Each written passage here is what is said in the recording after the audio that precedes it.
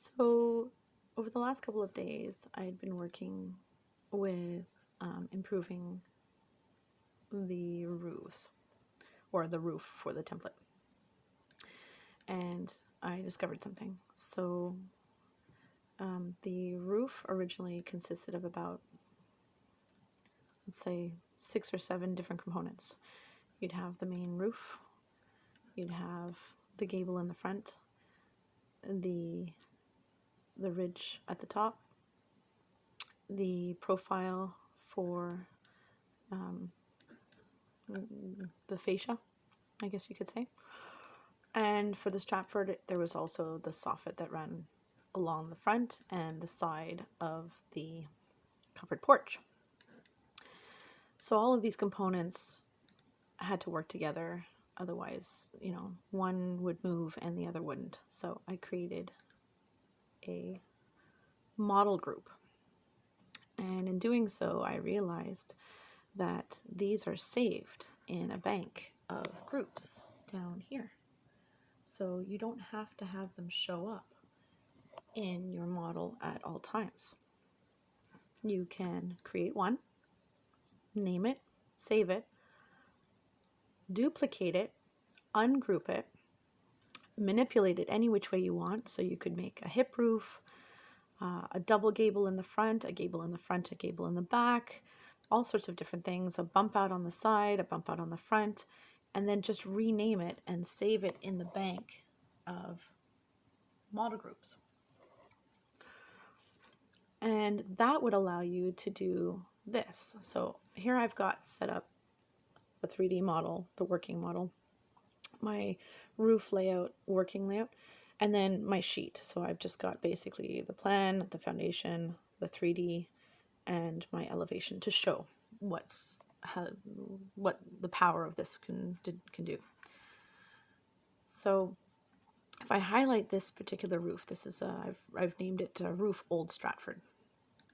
If I highlight it, all I have to do now that I've created my bank of roofs is go up to here and switch it from the Old Stratford to a hip roof, and it automatically updates it in all views to a hip roof. It's got all the components within it. It's a group. I can switch it back easily, back to the Old Stratford, and I don't have to redraw or draw from scratch the roof, the ridge, the profile, the fascia, the soffit, anything. It's all done. It's already in our bank of grouped models, model groups. I don't know what they're called. So if I switch this to a hip roof, I realized that since I could do this with the roofs, I could also do it with the boxes. So here I've got a typical Stratford. It's not exact, but it's the typical, the Old Stratford with the check in the front.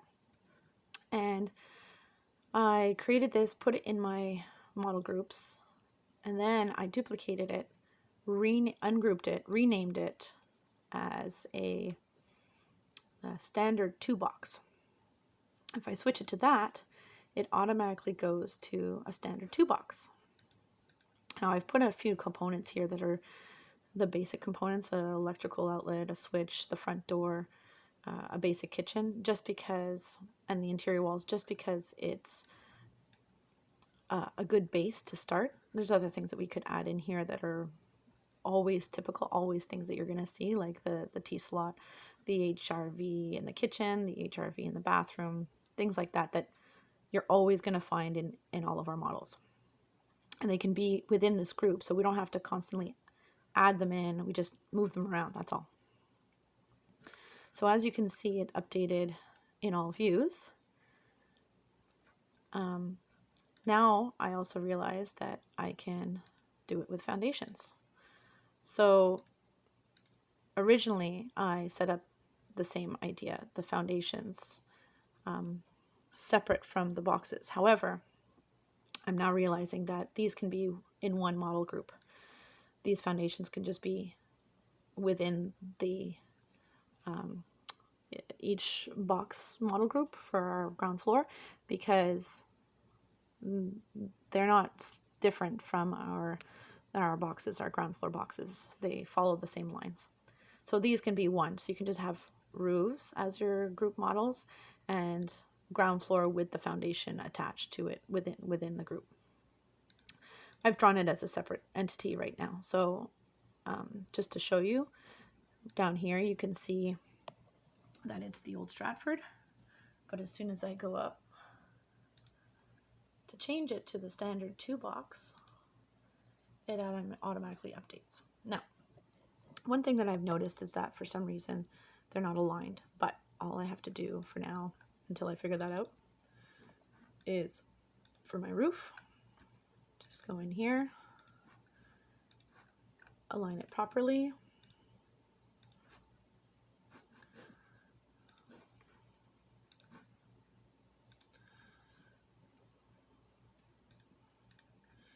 Voila. And I'm going to bring this down, align that.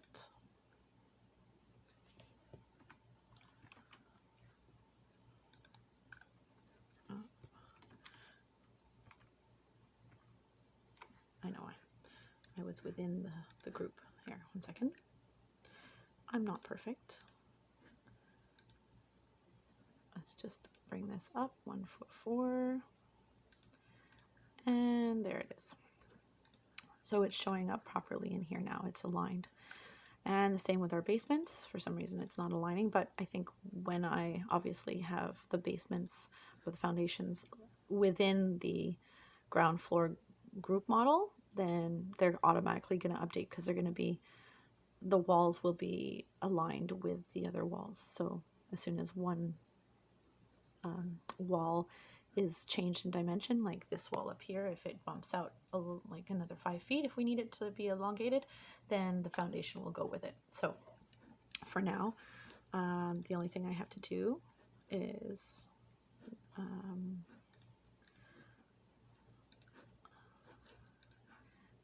have the underlay showing for the ground floor,